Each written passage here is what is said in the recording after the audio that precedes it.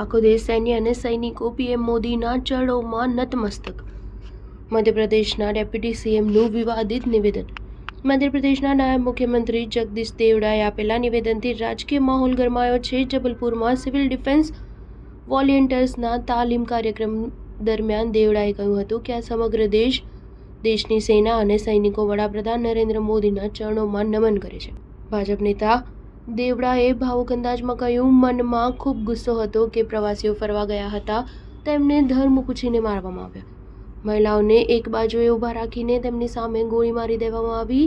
એ દિવસથી મગજમાં તણાવ હતો કે જ્યાં સુધી તેનો બદલો નહીં લેવામાં આવે, જ્યાં સુધી જેણે માતાઓનું સિંદૂર મટાડવાનું કામ કર્યું તેને મારવામાં નહીં આવે, ત્યાં સુધી રાહતનો શ્વાસ નહીં લઈએ.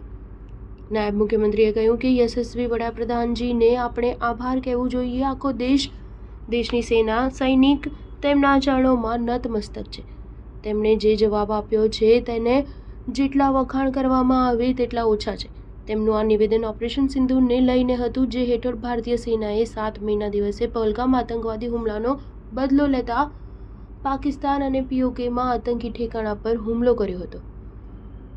આ ઓપરેશનમાં સૌથી વધારે આતંકવાદીઓ ઠાર કર્યા હતા. દેવડાએ આ કાર્યવાહી માટે વડાપ્રધાનના વખાણ કર્યા, પરંતુ વખાણ દરમિયાન તેમની જીભ લપસી ગઈ અને તેમનાથી વિવાદ ઊભો થઈ ગયો.